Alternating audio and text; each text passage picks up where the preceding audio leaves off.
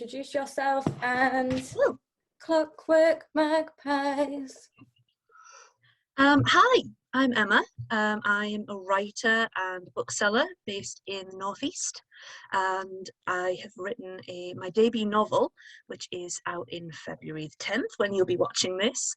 It's Clockwork Magpies. It is a fantasy, crime-ish, found family romp through not quite Newcastle, city called Locksport, about a girl called Ida who is a maid by day and an infamous sneak thief by night. Yes, I adore her. Like she's one of those characters that I'm like, I want you to be my best friend because you'd be like so much fun, and I also want to give you a hug because I think you need one. I think that's kind of how the other guys in the book, her two friends, and Clem and Edith, I think they feel like that about her as well. They're like, you need a friend. You need a somebody. So. Come for a hug. I know you don't want a hug, but I'm gonna hug you anyway. I'm gonna hug you anyway. So I suppose the first question, and the most obvious one, is what inspired you to write this wonderful book? Oh gosh. Well, Clockwork Magpies goes back quite a long way. I started it as part of kind of sort of NaNoWriMo about 6-7 years ago.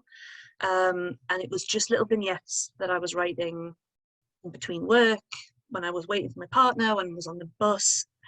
And this cast of characters kind of started coming out. And there's various characters like Edith and her crush Odessa Malko. They have their own sort of little mini arcs in these stories, but the one that kept coming back was Ida. And in the original manuscript, she had like 3, 4, 5 little stories about her, and I was like, there's something with this character. Like there's something that I keep coming back to with her. And as it grew, I kind of wanted to write something that was set in the Northeast. I mean, it's getting to be a bit of a better landscape now, but at the time, there was no children's and young adult stuff set in the Northeast. You don't hear voices like mine, see cities like mine. And I was like, you know what, especially with steampunk, because so much of steampunk is not quite London, I was like, you know what, we're going to have a not quite Newcastle. And there's going to be these little sort of, if you know what I'm referring to or which place I'm referring to, great. If you don't, it kind of just builds its own city. So yeah, it was a mix of falling in love with her as I was writing her and wanting to write something that was a bit more northern. Yeah, it definitely reads like a love story kind of to the north, and I wondered if it was like your own kind of love coming through for the north, because it is really refreshing to read something that isn't London or Kent or like one of the southern seaside towns, which you often kind of, it's either America or a completely made up place, or it's like London. So it was really nice to read something that was kind of set round where I was. It was amazing. With Ida, obviously she has an alter ego as she peruses through the streets at night. That alter ego almost becomes like a story and a myth in itself. Was that always kind of the intention? Yeah, I cannot remember exactly where I came up with the idea of her having this alter ego, but yeah, I wanted her to kind of, for this dark sort of myth to permeate its way through Locksport, and for the Rat Prince to be this figure of dread and this figure of, like you say, myth making, but for his alter ego, I suppose, which is Ida, to be this very unassuming person, and to be the person that in that world they would never suspect. Like people might think, oh well, it's an inventor who's come up with all of this stuff, or it's got to be somebody who's got like lots of money and is educated and is this, that, and the other. And it's like, no, she's just a maid. She's just a person. And not so much when I was reading it, but writing it even, but when I was reading it back, I was like, this is kind of the story of retail. Like everybody kind of thinks when you work in retail that you don't maybe have as much going on, or you're not educated, or you're not ambitious. And it's like, that's not the case. You have a whole other rich life outside of your job. And for Ida, that is her alter ego, the Rat Prince. And I felt like as well, Ida's demeanor when she is a maid is very much that retail, like, I'd love to tell you off, and if I was as the Rat Prince I would tell you off, but I'm being the maid right now, so I'm just gonna go, yeah, yeah, that's a great idea, Lucinda. Oh god. But yeah, as she grew, I kind of thought it is the experience of being underestimated and having to kind of bite your tongue when you have this other rich, powerful life in the background. Yeah, it's a very kind of relatable concept. Obviously, I'm not going out at night and pulling off badass crimes, but I could if I wanted to. But if you wanted to. I'd be terrible. I'd get caught in 5 minutes. I don't have the skills to kind of leap from building to building or anything cool. But yeah, it was a really relatable like element of who she was. And I also loved the fact that everyone just assumed the Rat Prince was a boy, which Well, of course, if somebody's doing all of these amazing things, it's got to be a guy doing it, hasn't it? yeah, I just loved that like little like obviously like commentary on our world as well. So obviously Clockwork Magpies is definitely a story about found families. What is it about found families that kind of drew you in and made you want to like write about them? I love a found family. I think they're incredible. There's something about them, isn't there, that's just like Yeah. I love the idea that love and family and friendship can come at any point in your life and be from sources that you don't expect. Like in the book, both of the people that Ida kind of finds her family with, a fellow maid called Edith, who works at a very swanky gentleman's club, and a jeweler that she meets on the street called Clem. Both of them are very extroverted people who feel their feelings quite a lot, people who kind of pin themselves on Ida straight away and are like, you are my friend. I like you. I'm going to talk to you. I'm going to kind of flirt with you. We're going to go out. Great. And Ida's like, what is this? Like, I don't enjoy this. But it's that thing of want versus need. She doesn't particularly want to go on a boating trip with Edith, but she needs somebody who accepts her and loves her completely in the way that Edith does. And as we see in the book, her biological family, Ida's biological family, are not as unconditional with their love as Edith and Clem are. And I feel like that's really important to show in fiction, that love can come at you from all angles and all walks of life. Yeah, I definitely loved kind of the found family dynamic that was in the book, and then kind of the contrast with like the real family that she has, and kind of the ending where things the found family helps her deal with the I don't want to give anything away, that's the problem. Helps her deal with the kind of like real family, biological family she has, was just like the icing on the cake. I was like, yes. Oh, that's lovely. It was one of those things where I was like, I am so glad that happened. Oh, thank you. So, do you think, obviously, Ida commits crimes that get kind of like more large scale as the book goes on? Do you think she could have done them without her found family? No, not by the end.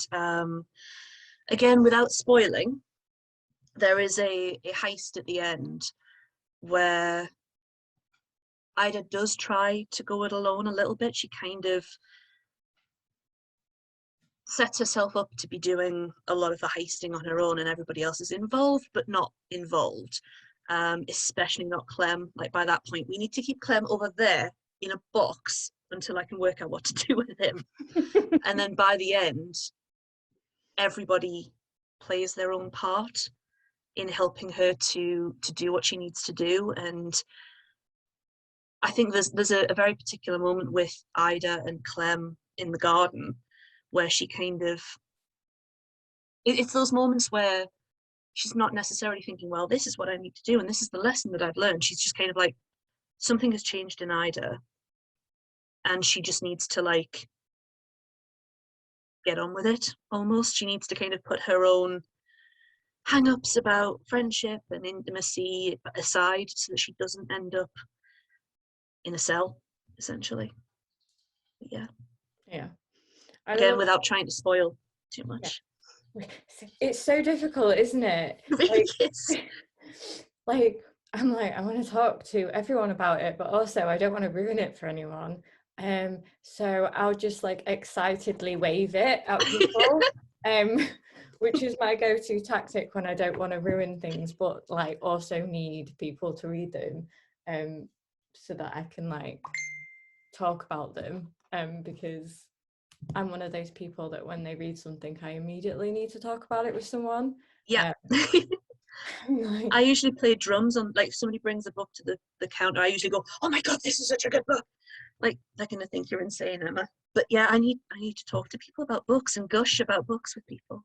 yeah, I've got the I've been known to squeal when people pick Oh, up yes. and do a dance when people pick up my favorite books, and then my boss has to tell them that it's okay, I'm just happy that they've picked up that book, because otherwise they just kind of look at me like, We're just very excited. I'm just so happy, I know the journey you're about to go on and it's a great one. Um, Obviously, we get a little bit of information about Ida's mother in the book. How much do you think her mother has kind of influenced who she is and the decisions she makes throughout the book? Because I found it really, I love it when there's like a parental figure, however within the text or not, like whether it's hinted at or if it's more in depth, because I think you don't always see those relationships in fantasy especially as much. Yeah. So I was just wondering how much you think, um having, one, why was that important for you to add it in, and two, how much do you think it kind of like impacted Ida and her decisions? Well, the reason I wanted to add it in was, especially when I was first drafting Magpies when it was still just short stories. The two people that the book are dedicated to are my great auntie and my granda, who were people who, like Ida's mother, kind of completely supported what they were doing and was like, yes, you can do anything you want to do. I will help you do whatever you want to do. You've got great things in your future.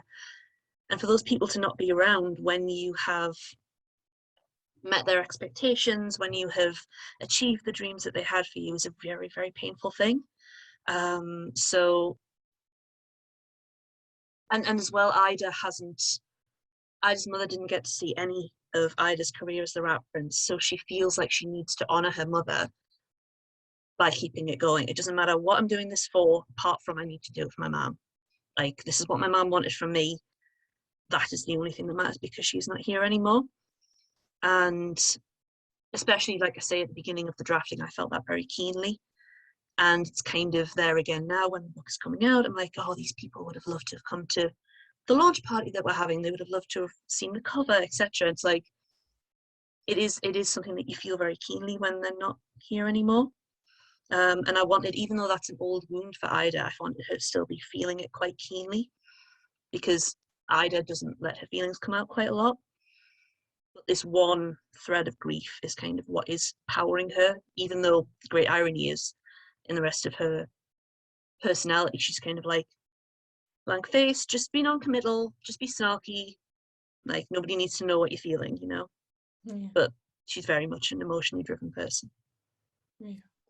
I kind of loved the fact that on obviously on the surface she's so like, I don't need friends, relationships, anything, but there is obviously potential for everything, because you can tell that that thread of grief that's in her is what's kind of like driving her emotionally, and knowing that, it makes sense for the character to then be able to open up when she meets the right people. um I wonder, do you think her mum would have approved of her newfound family? I think she would have loved them. I really do. I think because I'd have lost her so young, she's kind of got this. The only thing my mum wanted for me was the Rat Prince. And I think the actual Molly Finn would have been like, "Oh, come in, we'll have a cuppa, come on, sit down," and telling them all these embarrassing stories about Ida when she was a baby and all this stuff. But that's kind of the way that you do mythologize people once they're gone.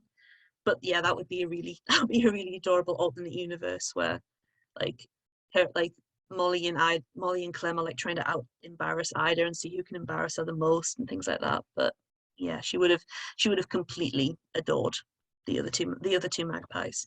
Yeah, I definitely think she would have just thought they were amazing, because I mean, obviously they are, but Thank you. um when obviously it's got a lot of steampunk vibes.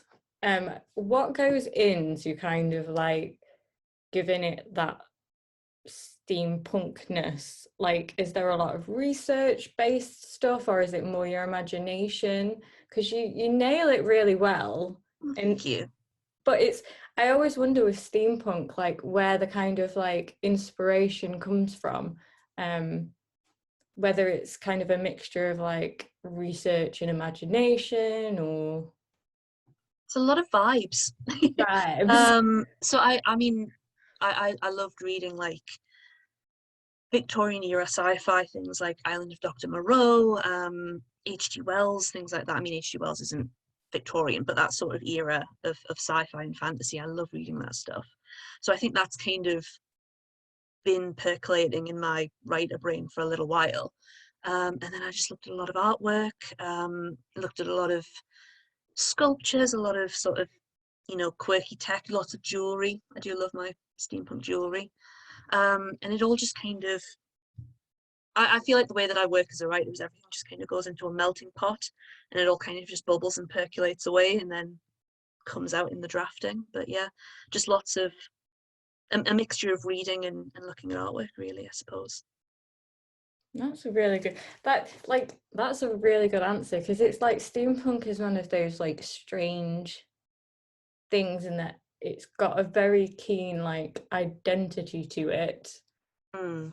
um so I always wonder how like people are able to like communicate that so well, um especially in like YAs, because I think you don't have the big the word count for all those Mm. like massive descriptive paragraphs. Yeah.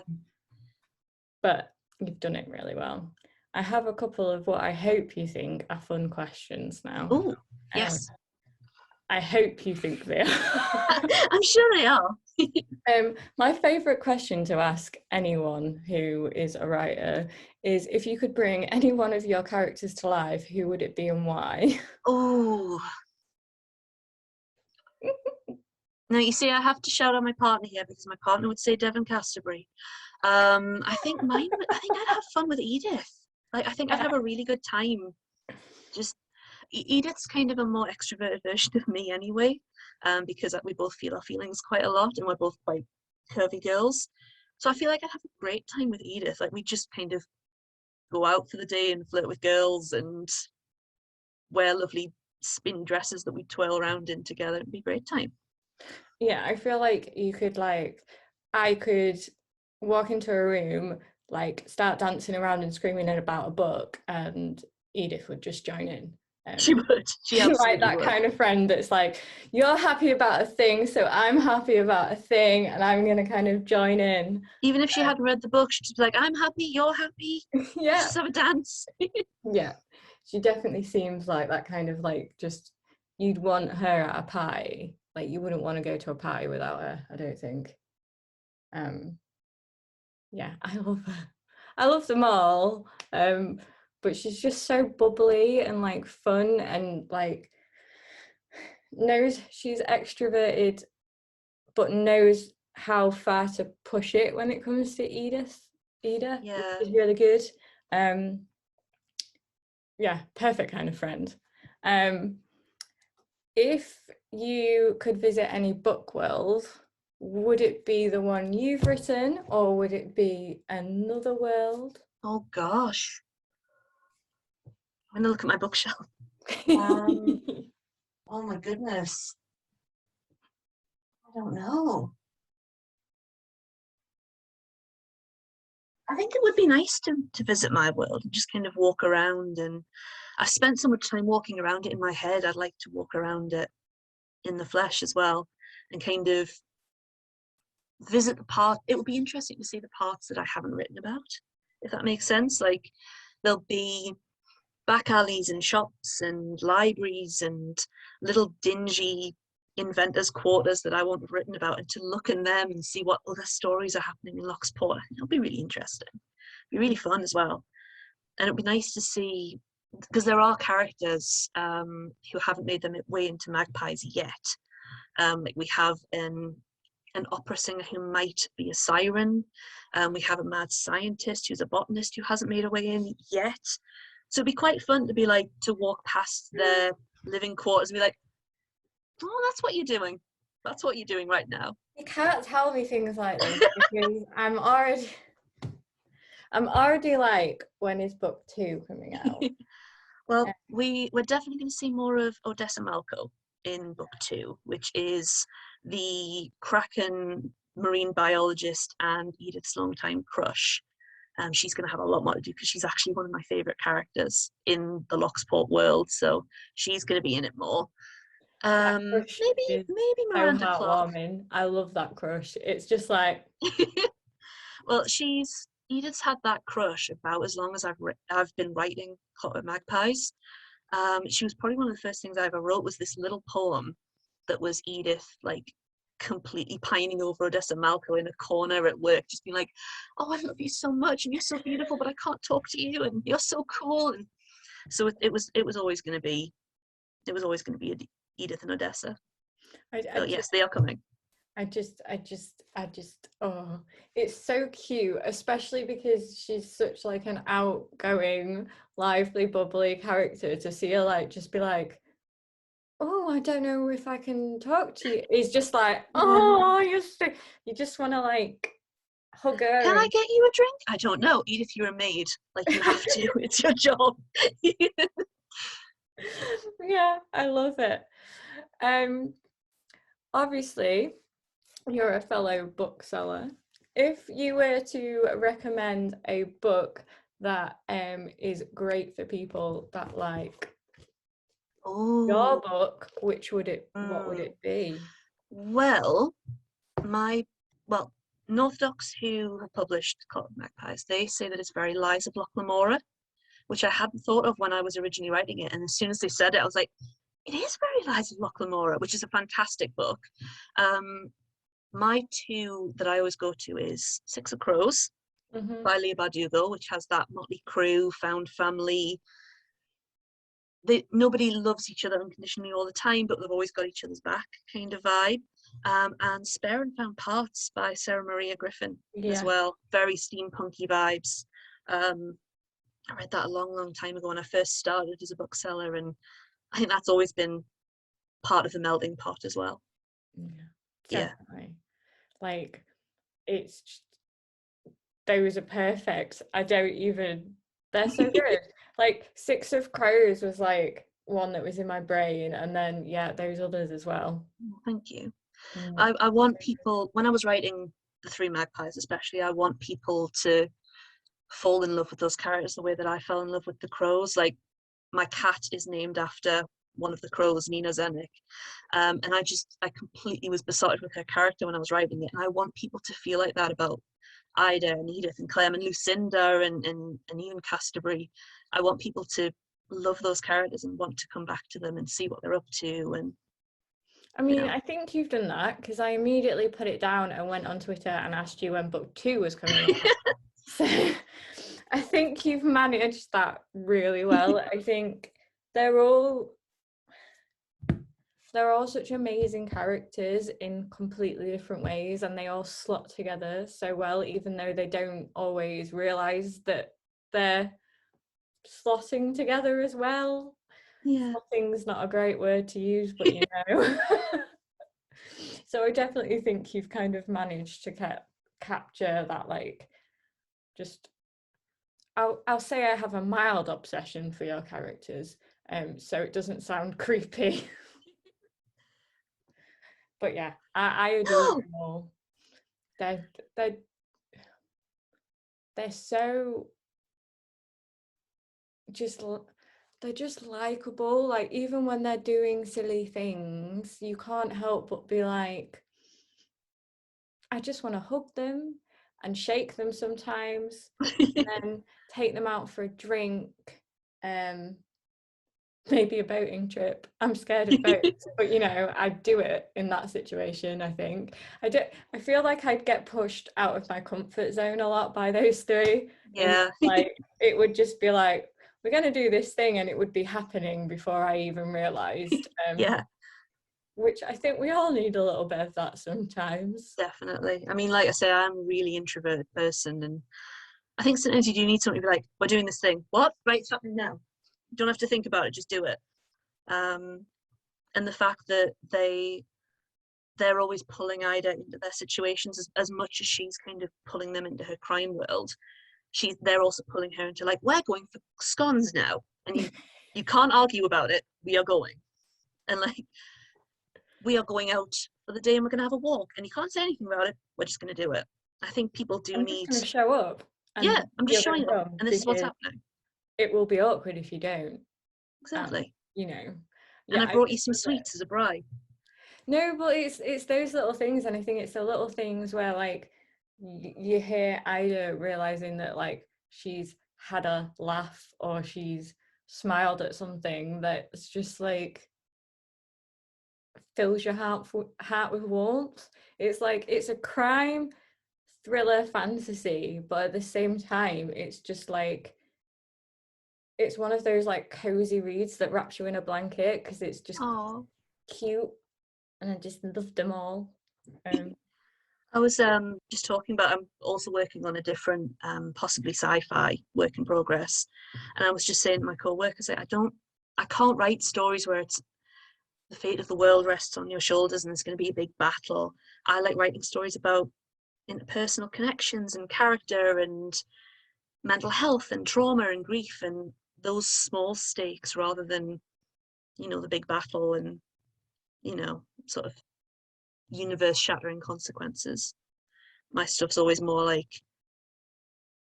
are you going to be able to get your stuff together and actually be able to love somebody? mm.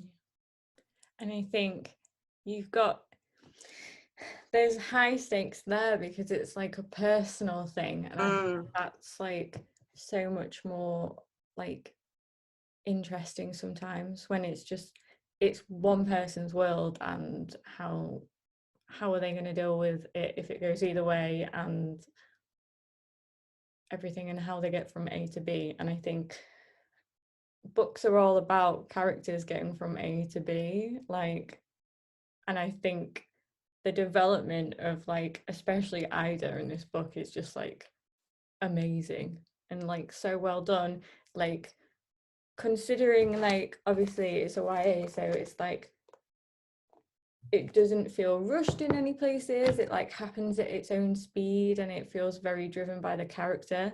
um so I think you've done an amazing job. Thank I you think so much. I'm not a writer. I couldn't have done it, but I fully enjoyed reading it. But um from another bookseller, that means so much because you have to have a discerning palate as a bookseller. You have to be, I mean, especially in the last year, I've had to be like, this isn't working for me. I have to put it aside. I'm going to continue with it. So it means so much from a fellow YA bookseller as well. I love it. It's so, and it's very pretty. Look It's at that cover. stunning, absolutely stunning. Like, it's such a Thank you so much to the team at Northodox for giving me a beautiful cover. it I'm is it's a blown away. it's like, I don't know if you can pick it up on those, but there's the little things on it as well. so much. It's just so pretty. Where because with us having the launch up at the Bound in Whitley Bay, if anybody's in the northeast, come to the Bound in Whitley Bay and you can have a signed and dedicated copy. But we're getting bookmarks and posters and things, and I was like, a bookmark, I'm getting a bookmark of my book. How does it feel? Obviously, this is going out on publication day, so I'm sure there'll be a lot of emotions you'll be feeling on that day. But how does it feel knowing that you've got like a book that is like out in the world and going to be on like bookshop shelves as a bookshop person? Very strange. Most of the stages have just been like, I've had to sit with it for a minute and be like, that is like the first time I got to see the cover was kind of this moment of, that is the cover for this book that I've been writing. I wrote this version of Magpies during lockdown. Not only is it the version of my lockdown baby, but it's also the book I've been writing for years. It's these characters that I was writing when I used to sit in my writing group and just be like, yeah, I've wrote Clockwork Magpies again. It's like trying to connect the two together has been quite strange. I was joking with my co-workers that there'll be tears when we get our first delivery of Magpies, and I've said I'm not allowed to book them in because I will just sob the entire time and I'll get nothing done that day. But yes, it's going to be, it's a very, it's an amazing feeling, but it's a very strange feeling at the same time. I can just imagine like I can almost imagine you like scanning them in. They'd be very exclusive copies because they'd not only be signed and dedicated, but they'd have the author's tears on them as well once you scan them in. Tear stained. Oh gosh. It's true though. It's true. I did say to my manager, like, I had this horrible nightmare that he was gonna, like, I would come in for my shift and be like, oh Emma, there's some stock in the back, can you just go book it in? And I'd go in the back and it would be my stock. I was like, don't do that. I know you'll think it's funny, but I will cry. It's not worth it. No, I would definitely cry in that situation. I think, yeah, I'd cry. Like, I get excited about books coming in anyway. So if it was ever anything coming in that like I'd done, like, no. Like, I'm known to dance around delivery boxes anyway. Yep. So, you know, and I can admit that because you're a fellow bookseller, so you understand. There's been times when I've been booking things in and I'll make some kind of gasp or noise, and from the shop floor my colleagues will be like, so what's come in? Like, the new Sophie Gonzalez has come in. I'm like, okay, right, okay, it's a YA book, it's fine. Yeah, no, I'm the same. Like, what now? Has it got nice sprayed edges, Emma? Yes. Yes, and there's so many good books coming out Amazing at books. the moment as well, so that's why it's nothing to do with me and you. It's just the fact that No, the books are so good. I'm not an like, overly excitable person. No. So that is all of my questions. I hope you've had a little bit of fun answering them and they weren't too boring or anything. A brilliant time.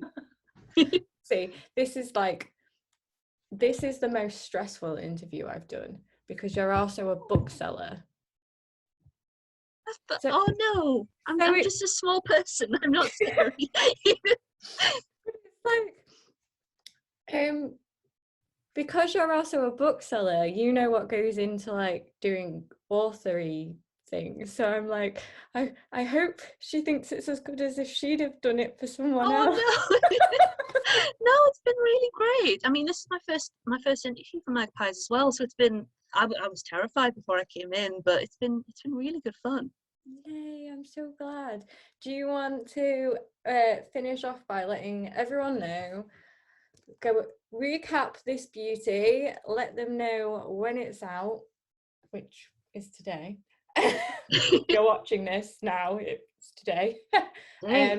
And where they can find you for any updates on book 2, which I know I'm saying really early on, Book and two, get it done. but yeah, I book the two. first 200 words are drafted and are being typed up once I'm finished with this, so it's coming. But yeah, my name's Emma Whitehall. My YA debut novel, Clockwork Magpies, has just been released and published by Unorthodox Press, who are an amazing indie Manchester-based publisher who champion Northern voices, and they're just branching out into YA. So you can find more about them at northodox.co.uk. You can find out more about me at Pens and Pizza, which is on Instagram and on Twitter. So that's at pens, things you write with, and pizza, thing you eat. And I also have a website, which is emmawhitehall.squarespace.com. And you can check out other things that I've written on there. I just won an award for a short story with Paperbound magazine, which is free to read. So you can check that out too. But yeah, I really hope you enjoy the book, and please do let me know if you enjoyed it. Find me on Twitter, find me on Instagram, and just let me know. Yeah, people are gonna love it. It's great. It is honestly an amazing book. I've like I love it, and I need book Yay! two.